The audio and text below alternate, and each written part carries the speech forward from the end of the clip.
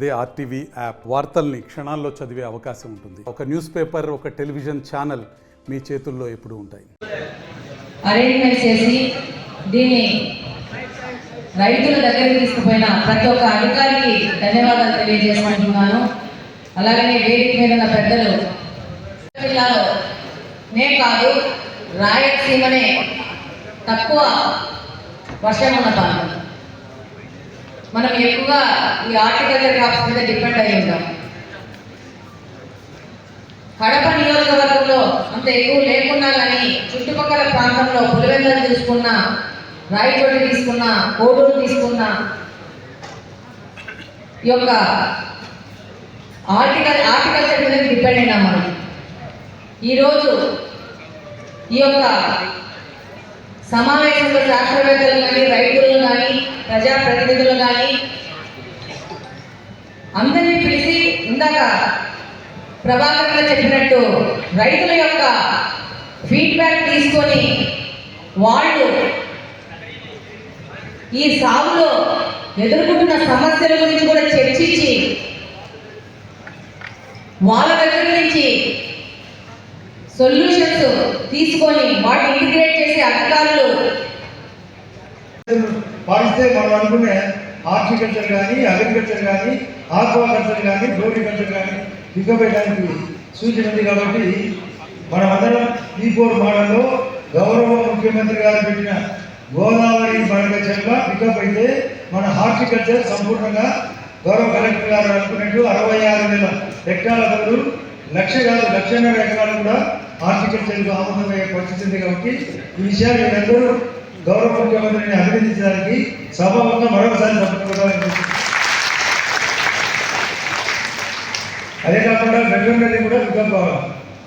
హార్టికల్చర్తో పాటు floriculture pickup కావాలి, aquaculture కావాలి. వీటికి అన్నిటికీ ఏకైక మూలము నీరు.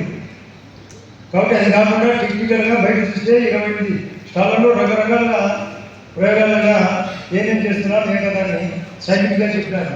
వాటిని కూడా మీకు విశదీకరించి చెప్తారు. ఇప్పుడు రైతుగా ప్రభాకర్ రెడ్డి చెప్పినప్పుడు ముందు మీరందరూ అన్నప్పుడు గౌరవ కలెక్టర్ చెప్పినది వాస్తవం.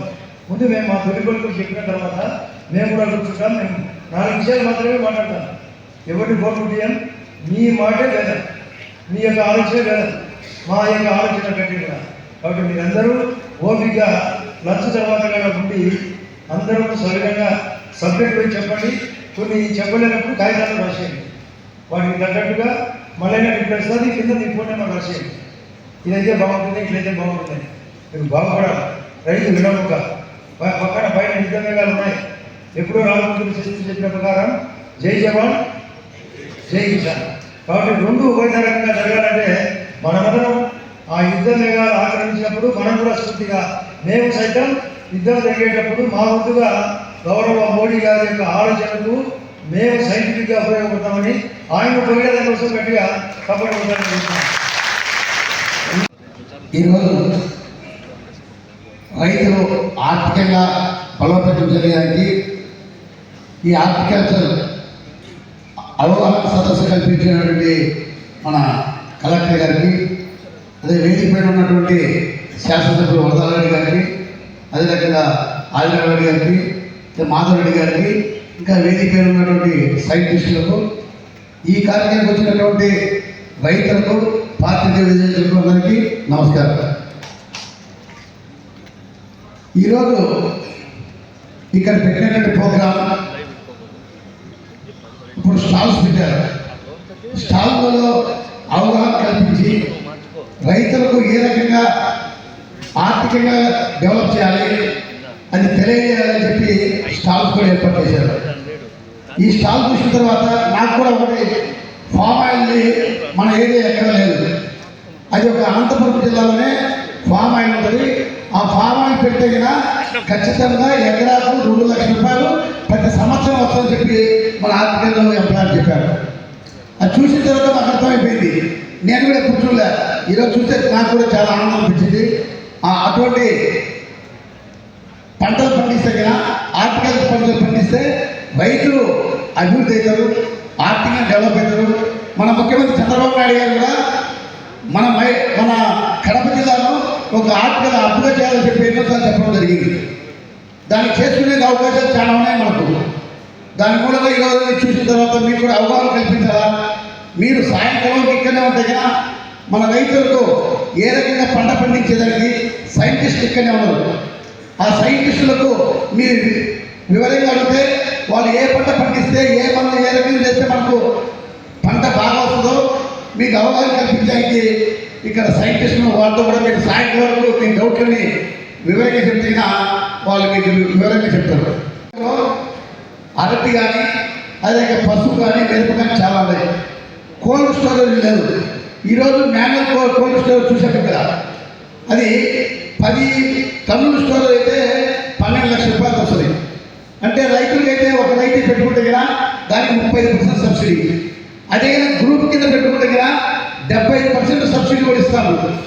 ఇవన్నీ పెట్టుకుంటే కదా మనం పంటలు పండించేది ఒకటే కాదు, దాన్ని స్టాక్ చేసుకొని మనం మంచి రేట్తో అమ్మేదానికి కూడా అవకాశం వస్తుందని చెప్పే సందర్భంగా మీకు తెలియజేసుకుంటున్నా. వెనుకబాటుతనం ఉన్నటువంటి కడప జిల్లాలో బంగారాన్ని పండించాలి అంటే ఏకైక మార్గం ఈరోజు హార్టికల్చర్ పంటలు పండించడమే. దాన్ని గుర్తెరిగి గ్రామాల్లో ఉన్నటువంటి రైతులు గత 10 సంవత్సరాలుగా అగ్రికల్చర్ నుంచి హార్టికల్చర్కి ఎక్కువగా మైగ్రేట్ అవుతున్నారు. మీరు ఒకటి గుర్తుపెట్టుకోండి, 10 సంవత్సరాల క్రితం బనానా అంటే చాలా తక్కువ ఎకరాల్లో కడప జిల్లాలో ఉండేది. ఈరోజు ప్రపంచ బనానా మ్యాప్లోనే కడప జిల్లా అనేది ఒక ముఖ్యమైనటువంటి భాగంగా ఉంది. అంటే 10 సంవత్సరాల్లో మనకి ఈ పంట గురించి కనీసం అవగాహన లేనటువంటి పరిస్థితి నుంచి ఈరోజు ప్రపంచంలోనే ఒక ముఖ్యమైనటువంటి స్థానాన్ని మనం ఆక్రమించుకున్నాం. అలాగే మన కడప జిల్లాలో పండే పంట ప్రపంచంలో పండించే అంటే అతి బాగా పండించే దేశాలతో కూడా ధీటుగా ఈరోజు నిలబడింది. మన కడప జిల్లా రైతులు ఎక్కడో ఈక్వెడార్లోనూ లేదా సబ్సహారా ఏరియాస్లోనూ అక్కడ రైతులు ఎంతో టెక్నాలజీ ఉపయోగించి పండించినటువంటి పంట కన్నా కూడా మన కడప జిల్లా రైతులు పండిస్తున్నటువంటి పంట ఎక్కువ, దిగుబడి ఎక్కువ. మరిన్ని వీడియోస్ కోసం ఛానల్ ని సబ్స్క్రైబ్ చేయండి. లేటెస్ట్ అప్డేట్స్ కోసం వాట్సాప్ ఛానల్ ని ఫాలో చేయండి. అండ్ లింక్ డిస్క్రిప్షన్ లో ఉంది.